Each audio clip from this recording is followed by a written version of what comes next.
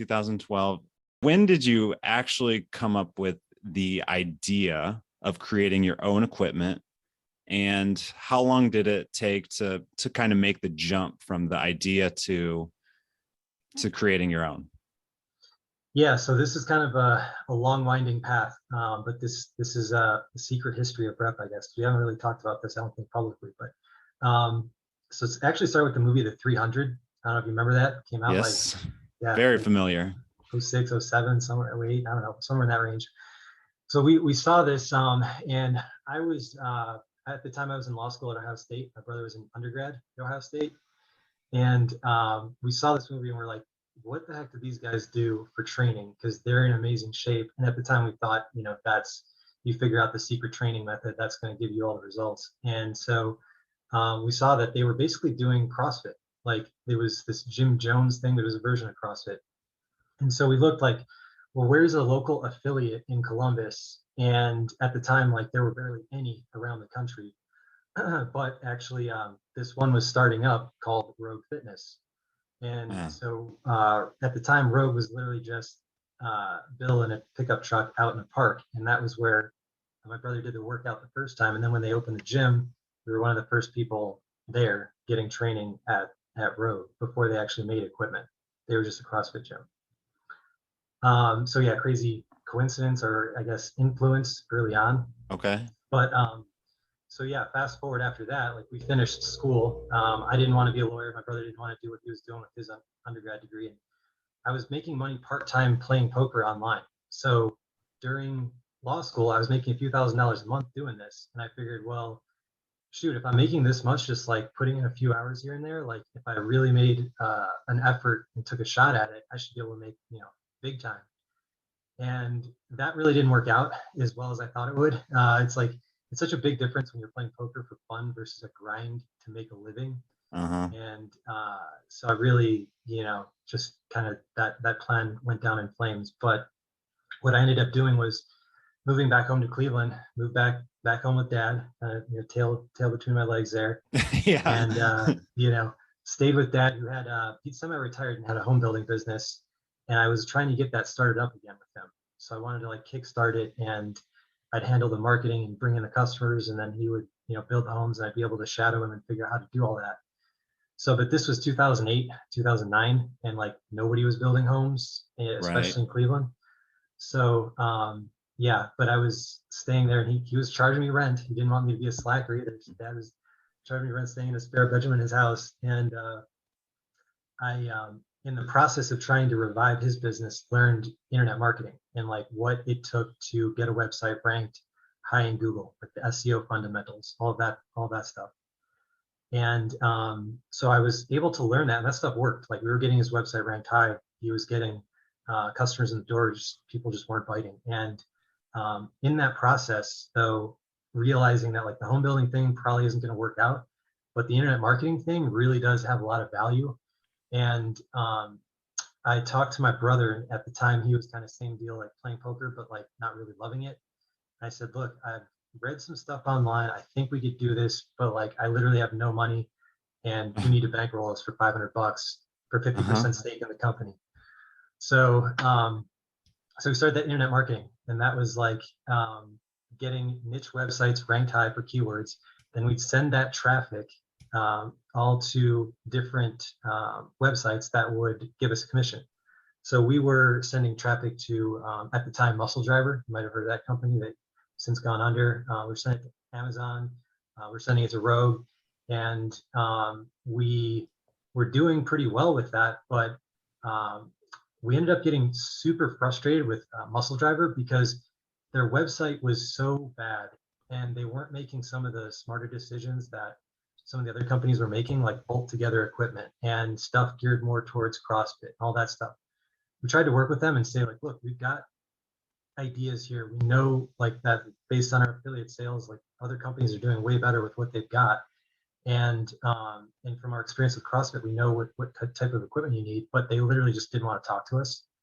Uh, So we got to the point where we were just like, look, if this is a multi-million-dollar company and they're making so many poor decisions, how could we not do better than them?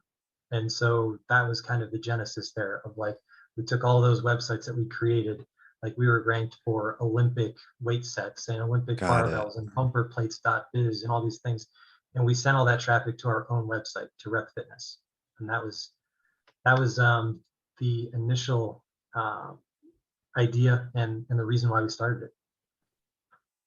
Okay. So basically you're somewhat similar to Garage Gym Experiment or other sites creating articles to help out people who are just working out, and then also building out home gyms. What did Muscle Driver sell?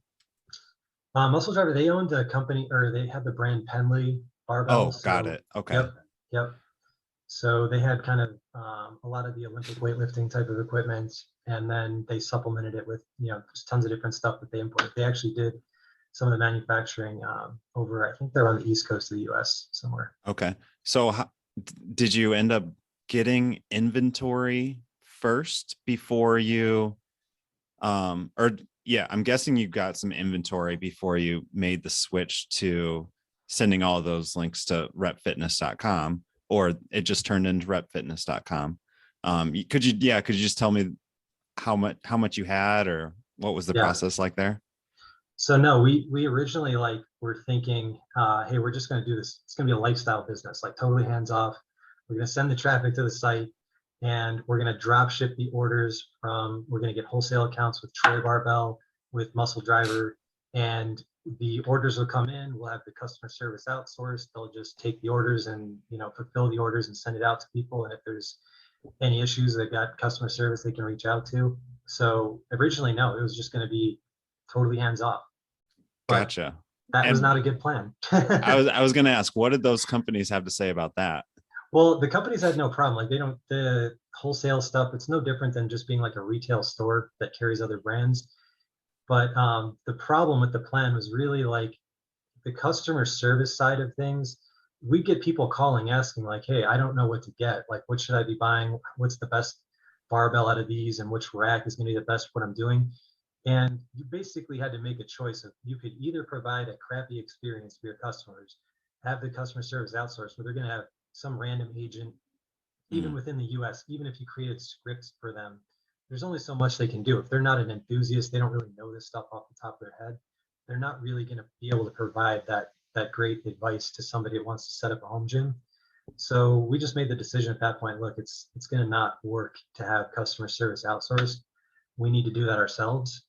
And then from at that point, once you have that amount of time invested, then it was, hey, why don't we try to source some of the most popular products ourselves and figure out how to get that done? And so that was kind of what we started with, was bumper plates, because we knew that those were super high demand. At the time, you couldn't get them anywhere. Like, you had to order them and get them shipped. You couldn't just go to a store.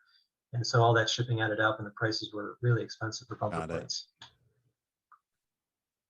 Okay. Yeah. So what did that first year of business look like once you switched the brand? Were you Rep Fitness before that, or did you create Rep Fitness right then and there? Yeah. Once we decided we were going to take all the traffic from the other websites that we had and send it to our own, that's when we created Rep. And then in the process of after we had created Rep and started sending that traffic there, we realized, customer service, we have to handle it. The bumper plates thing was the first product. And to gauge demand for that, we actually put up an ad on Craigslist saying, hey, we're going to have these bumper plates in Denver in a few months. If you're interested, let us know. We'll put your name on an email address, or your email address on a list. And so we were able to pre-sell the bumper plates before they came in, just knowing that, like, yeah, there's a lot of demand for these things. And so that was the first product. But then once you got bumper plates, then people are asking for everything else you really need for a home gym. So we actually were going to a local fitness equipment company, had a wholesale account with them, and we were loading up our cars, bringing it back to Rep, and like stocking these other companies' products along with our bumper plates, and started off like that. Got it. So you didn't start off with just a ton of money and finance your way, at least right there. No. So after, yeah, I guess after that, what